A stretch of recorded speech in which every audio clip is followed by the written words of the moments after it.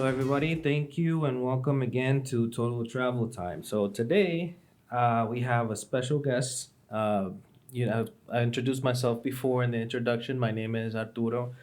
I am an interpreter and I am a freelancer as well as an employee. So I wanted to talk to you guys a little bit about networking today. And for that, I brought my very, very special business partner friend, co-worker and fellow interpreter colleague. So his name is Roberto, and I'm just gonna leave him the floor so he can introduce himself.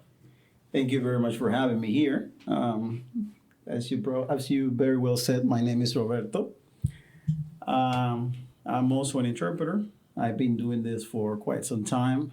How long? How long is quite some time? I would say 20 plus years. That's quite a while. Yeah.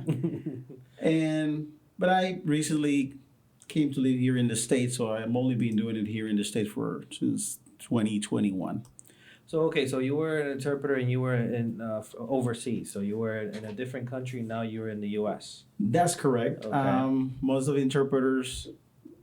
of the old school interpreters come from La Escuelita, language line. Yeah.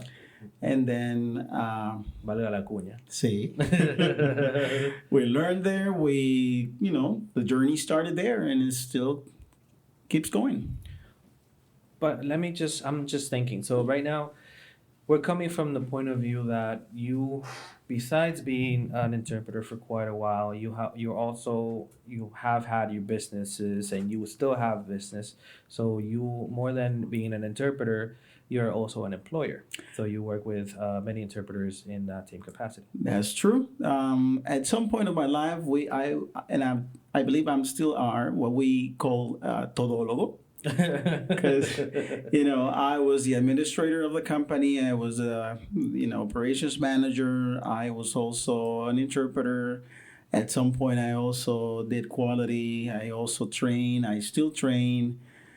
It's when you're a business owner or when you are the head of a business, especially if you're starting the business, and of course, when we talk about interpreting, there's a lot of aspects that you need to keep close to you. There's a lot of things that you need to pay attention to because it takes time to build a reputation, and that's what I've been trying to do all this time. Well, it's funny you should say that because that's what we're trying to do. So when you say building a reputation, obviously you and I know that it all depends on how you do your work, how you present yourself, and how reliable you are, and so on and so forth. Because when you're a contractor, there's a lot of things that go into play, and for that. But I wanted to talk a little bit about what you were saying before and networking. So that's the subject that we wanted to talk about today. So I believe that it's something that we don't consider when we're coming into the industry. It's something that you and I, when we trained, we didn't need it because we had a job. We were trained to be an interpreter. So you had a job right after that. So it's not like you had to do any type of networking or you didn't have to meet people or do anything because you had a job secured. Now, when you are a contractor, mostly you have to find out where the jobs are and who's hiring and who's doing this and where to apply and how to get yourself out there. So that way, with networking, you have an avenue to do that. O sea, te ayuda a comunicarte con otras personas. You would be able to connect with other interpreters as well, get referrals. So I just believe that networking is an important part of the contractor life. I know that you don't feel that way. What I want to hear what you have to say about that and what your point of view is, and see what your perspective is regarding networking. Well, when we were off air, I was saying that pretty much that networking was a gigantic loss of time, Okay. waste of time. Mm-hmm. But that's not entirely true. The thing is that like I said, I'm old school. When I started my business, I was able to find up to 6 clients, and that was thanks to the World Wide Web. So I contacted all those clients doing research. I know what you're gonna say. Yeah, exactly. It's some sort of it is some That's sort of networking. networking. I know. But I'm talking. I want to be more specific, as into like going into summits and associations and reunion and all that stuff. It is good. It is good that you, throw yourself out to the public and then you let everyone get to know you. Um, I simply think that advertising it's a more effective tool than networking. Well, but here's the thing though. If I'm a contractor, there's not much advertising I can do because if I just got into the industry and I trained, then there's not much that I can say, or I can't post an ad saying, "Okay, I'm an interpreter." I mean, I can, but that doesn't necessarily take off, and I'm already spending money when I'm advertising. Now, whereas if I network, I just have to probably go to a place where I know that the same industry is going to have an event, or I join a webinar, or join an association or an event that people are going to be there, and you meet people. So the funny thing is that the more you network and the more that you are known, then you get more work. Now, when you don't have work, it's really, really hard to network. But that all depends on the type of work that you're looking for. I mean, I can give you a very good example. Okay. We have a mutual friend that she's very kind, and she was kind enough with me to introduce me to somebody else for work purposes. Okay. I can assure you 100% that if this person and I would have met at a networking meeting or association meeting or reunion or whatever, I would not have gotten the job with him. What I'm trying to say here is that networking isn't necessarily the right tool to get the job. Yes, it is a good tool for you to go out and then say I'm here. I am an interpreter, and then Yeah. you can request my services whenever that could be, whenever you have the need. Okay. So, but if you are going to, and sadly, is what I've seen all my life. You get the job, you get jobs, you get assignments because you know someone inside, or you know someone that has been working for X company, and then this person, you talk to this person and you say, hey, I need to find another job, or I need another job, or I'm an interpreter, I want to provide services to the people that you're providing services to, and this person will introduce you. So is networking capable of doing so? Is networking capable of getting you into an organization that you probably would not gotten in without the referral? 100%. I 100%. I disagree. I 100%. Here's the thing, and this is something that I've noticed maybe in the sense of business here in the U.S. maybe, or in this industry. It's all about making the contact and knowing the person, or just meeting the person, and then doors open up, not because you are necessarily just I don't know, no es como que me estoy adelantando o que consigo favores, sino que sencillamente I know the right person that is hiring and for a particular job. And something that I've noticed as well is obviously you have to be likable. It's something that I heard the other day, and I was listening to this presentation for someone. If you are likable, you're more able to get more work. Estoy mismo. I'm not likable. Maybe that's why you don't like networking, because nobody likes you. So, well, that's the thing is, I have gone not. I'm not gonna say that I'm likable to everybody, because that's like, como decimos nosotros, no hay papeleta de 2,000 pesos. No soy una papeleta de 2,000 pesos para que todo el mundo Exacto, todo el mundo te caerle quiera. todos Sí. los días. Pero realmente yo creo de verdad que when we're looking for someone in particular, or in a particular area, or has a particular set of skills, you're going to remember of someone that has the skills or that has the qualifications that you need. But if you have to choose between someone that you're like, I don't know, this guy, we don't really get along, or you got someone else at another option that, okay, maybe this person is a little bit more flexible, or I met this person and they're like, okay, yeah, you know what, But- I'll give them a chance. But let me ask you something. Yeah. Can you like networking will, again, like I said at the beginning, I Yeah. don't think that it's a 100% a waste of time. But will Okay. networking get you the results that you want in the time that you want them? Because perhaps if you are trying to make your way into the interpretive business, let's say that you're not in the position that you are right now. Okay. Let's say we are, I don't know, maybe 5 years ago, Yeah. or maybe Yeah, yeah. Yeah. So if you need a job, if you need, and this is just for people who don't have business to understand. I mean, Mhm. networking for business, yes, totally. Okay. No, totally agree. But like for individuals, if someone is looking for a job, if someone is trying to get into some organization, Mhm. yes, this person will try to go to a fair, to a Yeah. job fair or open house or whatever. But chances are that this person will get the job, will get a position in the company if this person is brought inside by someone that is already there. Well, here's the thing. And it's going to be quicker. No, and I agree because then again, they networked. Now that person is gonna be able to come in because there was networking at one point, and it's important that we make que hagamos la salvedad. We're talking about business, but contractors are businesses of their own. Yeah. So when I'm a contractor, I am the face of my company. So obviously, it depends on how I present myself, how I introduce myself, how how my demeanor, and that's only part of it. So another part of it is as contractors, and when you get really busy, there are places that you can't go because of, obviously distance or maybe time. So you're like, you have a client that is requesting someone to be there at one point, but you can't go. So what are you gonna do?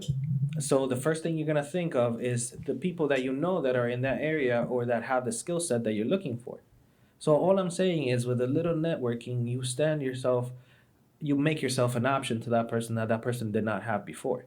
So that increases your chances. That's not saying that 100% you are going to get that job, but guess what? If I have an assignment that I know that is close to where you live, that you have the abilities to do it and you have the skills, you probably are in the price that, it's payable because that's something else. So the fact that you're there and that I know you, then obviously I can send you. But if you don't exist to me, then how can I send you? So that is the part where networking comes in. You're introducing yourself as an option. So if with the networking events, if you go in person or if you go remote or what have you, then you're opening up another avenue of that having chances to be selected for certain things. I don't like to be the antagonist of this conversation when I'm not winning. Uh, Because you're totally right. You're totally right. no, and that's the funny part. It's like we always see things from other perspectives, but it's like I think that networking is it's something that is not taken into account. And here's another problem that we have in our industry that I feel with networking. One is there are many organizations out there and many places that you can belong to and events that you can participate in. But the problem is that it's not condensed in one place, so it's really hard to find your local organization. And even if you do, you might not have events coming up or it might not help you a lot. However, what I recommend is not just stopping there, is basically doing that, finding your local organization, participating in events, meeting people, and you would be amazed of how many assignments and how many jobs and how many um, opportunities have opened up for me because I'm on assignments. So there was a one point that I was in an assignment and we were all it was just a place where it's like therapy. So it was for kids. So it was like people would come in, drop off their kids, and the interpreters would just be hanging out in the lobby just waiting. So I met so many interpreters there. I gave interpreters assignments because I knew where they were. We were not from the same place. I had to travel like 40, 45 minutes to get there. So I know that, we are not close to one another. So I met interpreters from different areas that I could send to different assignments, sometimes make profit out of it. And they sent me assignments as well.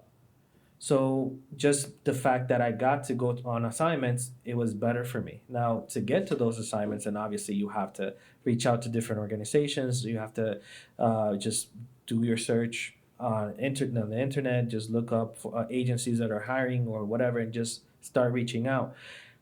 Me as a contractor and as a business owner, I get emails every single day from translators or interpreters that are looking for work.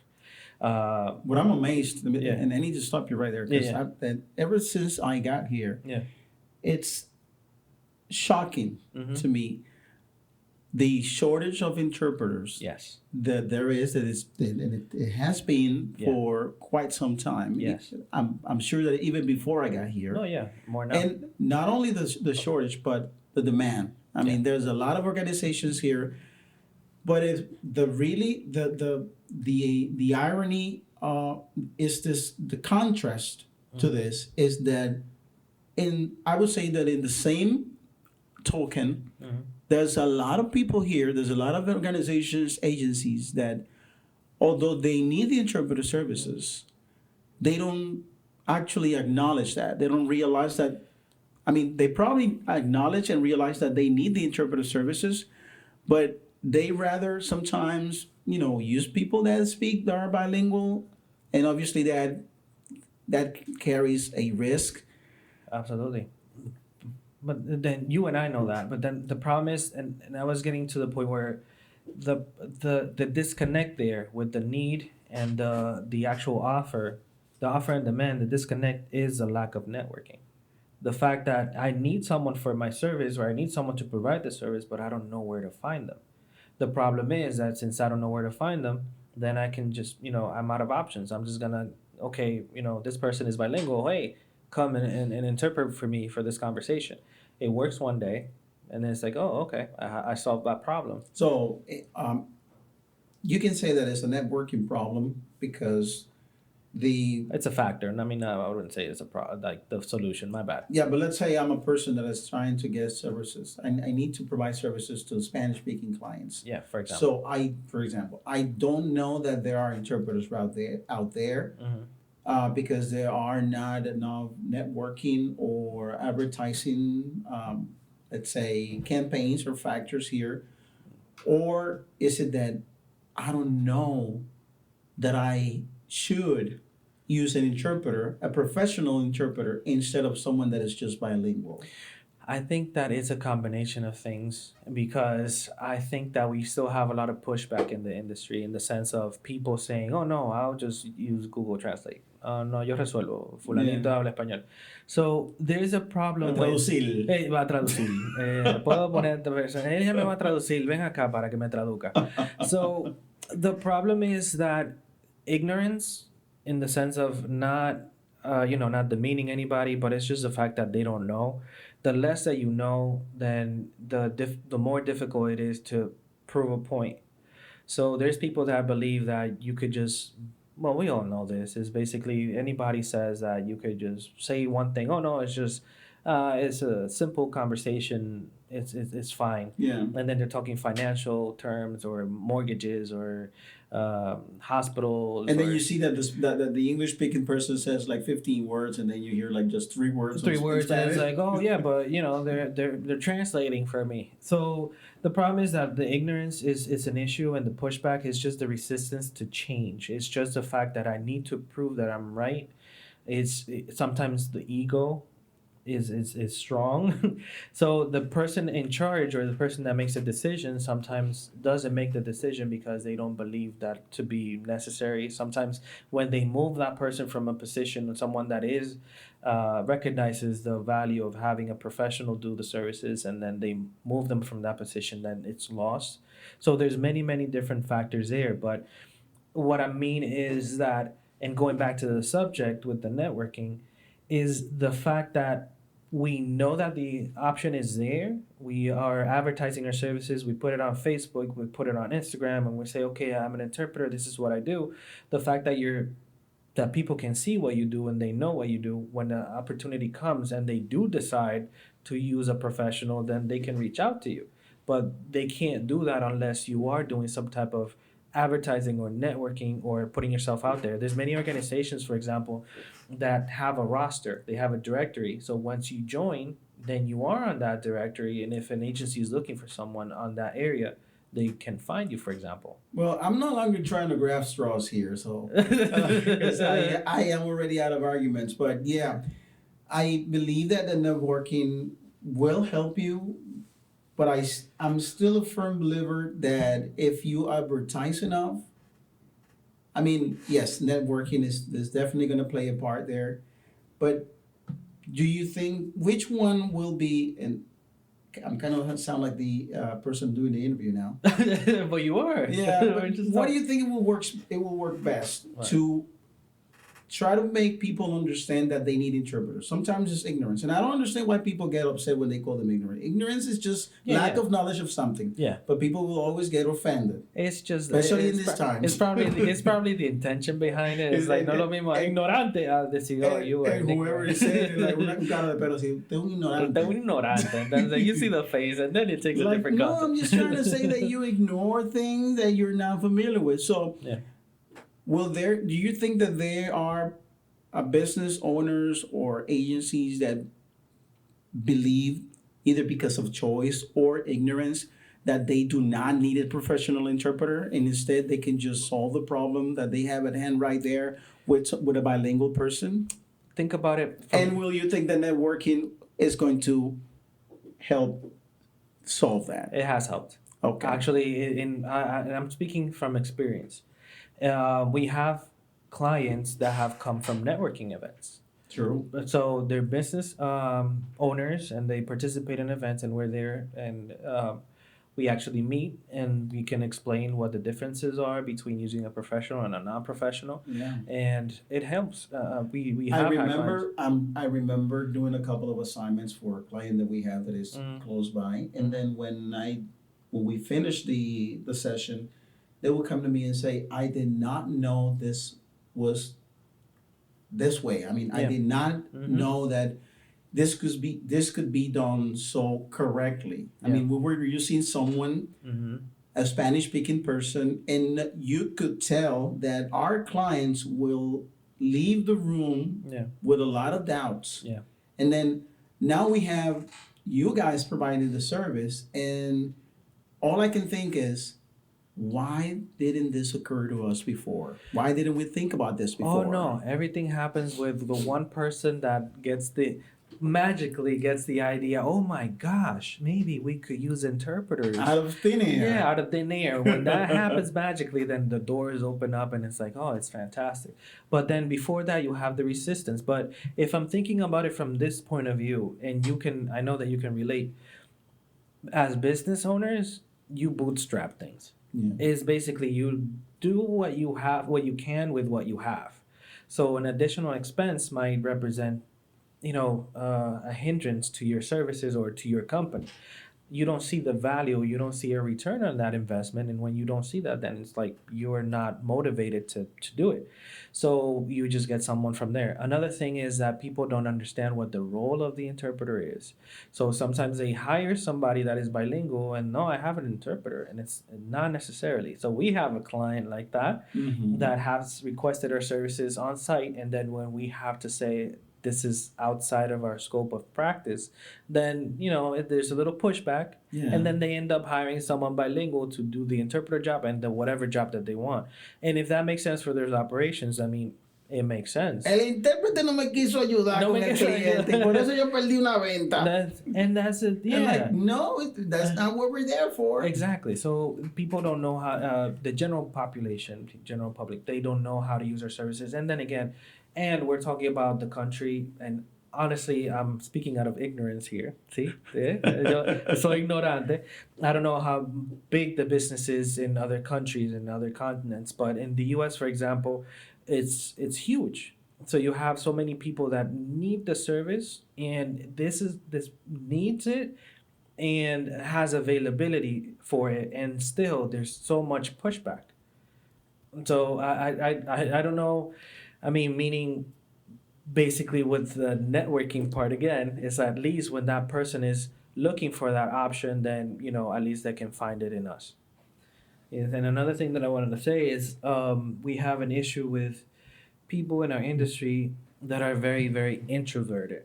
So that's another problem. So I know that we have fantastic talent, and we have a lot of people that can actually do the job and do it really, really well, but we don't have access to them because most of the time there are people that decide or prefer to stay indoors and not network because they might be a little shy. So I do get a lot of emails and a lot of comments or a lot of requests for work from translators, for example. But I, everybody does it. So it's really really hard to find someone via email when you're getting a ton of emails every day. I rather just hire someone that I know, so or by reference. Because then again, you get someone in an email, but you don't know where that person is, where or how they work, and it's gonna be a process of like vetting them. So, and you and I know, if you get a email, it could be the Prince of Cameroon or Prince of Nigeria, Yeah. and Oh, then you the have king of Wakanda. yeah, exactly. So you have all these things going on, and then you don't really know. So it's always best to have someone that you have met before or get a referral, and the only way to do that is through networking. So just for our listeners, if anybody, has been considering, what else they could do to get more work or try to find some, other avenues of income as a freelancer, then the best option that I can suggest is try to network more, try to join your local organizations. You can just do a simple Google search and try to you have Facebook. I know that you have met colleagues at one point. I'm sure that they have other resources, and just mingle. That's the best way to find more work and being more steady. I think that that is the biggest challenge when you come in the industry, finding enough work. And when you get busy, is because you have met enough people in the way, and you have met enough resources or have gotten enough resources to keep you busy. But the best way to start is from the get go, just start networking. Y después de haberme mandado a la escuelita con toda esa información. No, not at No, all. true that, yes. And it's undeniable that you can get a lot of referrals and you can get a lot of information from groups, Facebook groups, Instagram. Uh, People are already recognizing and welcoming the idea of creating associations, creating groups where they can share information, and where they can share valuable aspects of their work and job opportunities. Yeah. Yes, there will always be some uh, wrongdoers Yeah. trying to scam people into working for free, or like you and I know. Uh-huh. But definitely when you're networking and then you create your own circle of providers and then you trust them, is something that will definitely make things a bit easier. Not always easy, but No. less traumatic. Absolutely, absolutely. And then, for example, I'm in this WhatsApp group. It's amazing, and gonna try to share it. But you have a ton of already proven and true professionals that can share those resources with you, or you can ask. For example, if you get an email from the Prince of Nigeria, hey, maybe the Prince of Nigeria needs a translation. So, have you worked for the Prince in Nigeria before? Have they paid you on time? So you can get that information, and then maybe you can get a different view on the request that you're getting. Even if you're in a little bit of a doubt, you can just ask. So the way to do that is when you have that network of colleagues that But you why can do you have go. to talk about Nigeria? You never know. They might be trying to Hey, translate the Constitution. There's hey, nothing wrong with it. I'm just saying that all the emails that I get is I am already friends with the prince of that country. Apparently, he keeps sending me emails. I don't know why. Well, he wants to give me money. I have too much of it. I Oh don't need it. my God. Yeah, so it's like, no, please, don't give me more.